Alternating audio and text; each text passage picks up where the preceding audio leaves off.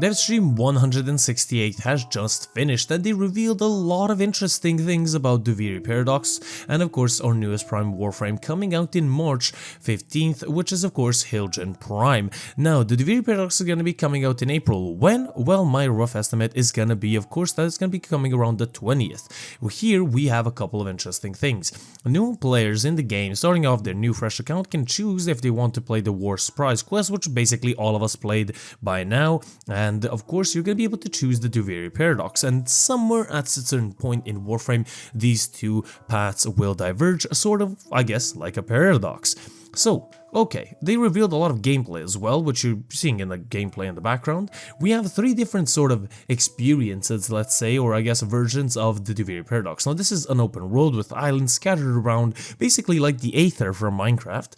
And here we have three different, I guess, game modes. So we have the Duviri experience, the circuit, and the lone story. The lone story is for people that really want to just like focus on their daily rewards, get those as fast as possible. The Duviri experience is for people that, you know, want to play with other people and basically just do random stuff like fish, do bounties in quotation marks because they're not technically bounties, and just do random stuff in the Duviri Paradox. And of course the circuit is basically doing certain missions in consecutive order and then getting really cool rewards. Now what are these certain rewards? Well, incarnate adapters. Yes, if you go to Cavalero when this update drops, you're going to be putting an incarnate adapter on your weapons, on your older weapons like the Leto, the Bratin, the Skana, the Kunais.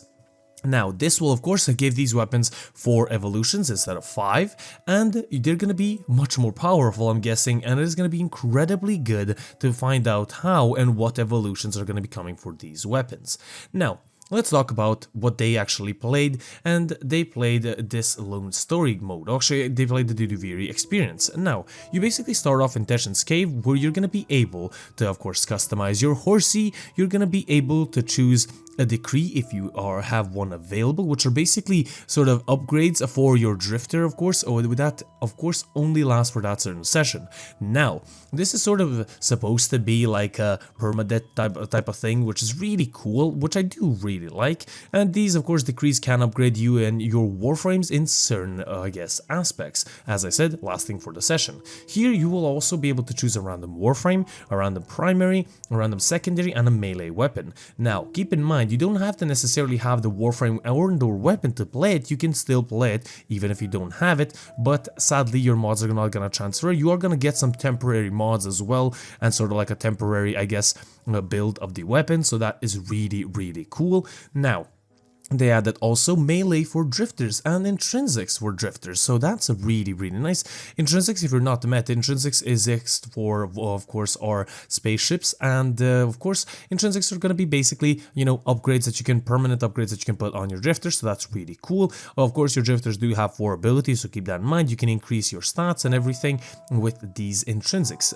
Now what is really good is of course the actual gameplay itself. I personally, it really seems interesting. They seem like bounties but much faster, and the decrees are applied, as I said, to your warframe and your drifter as well. At one certain point you're gonna switch to your warframe, you're gonna go into of course the Undercraft, which is basically, I guess, a small little arena where you're gonna be playing with your warframe and the weapons that you picked, and you're gonna be of course getting decrees for every, I guess, a step that you complete, getting yourself a chest and getting yourself cool new items. Now we do have of course new weapons, or sorry, new enemies called the Daxi units, so that's quite interesting, which you're gonna be finding and fighting in the Undercraft. Now there is of course the magnificent worm boss fight, which they sadly didn't reveal, but I think it's gonna be pretty cool, and I think it's gonna be something on the level of Eidolon's and or Prophet Taker or Exploiter Orb. Now of course there is hunting sort of in the game. There's no mining, thank God, and there's fishing as well, but fishing has a little bit of a twist in it. Now fishing, basically what you do is you turn into the fish that you want to, I guess, play, and then you hunt down other fish, basically collecting their parts. This is incredibly awesome. It actually looks incredibly nice, and I really do love this premise of basically being the fish and hunting other fish that you want to get, so that's really nice.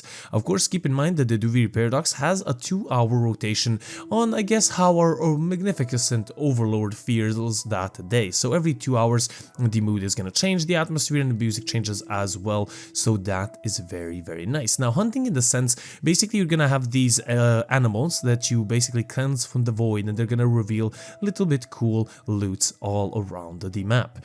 Now, we also have a couple of deluxe skins. We have Baruka Deluxe, which looks really, really nice if I do say so myself, and we do have a Wisp and Fullman Deluxe.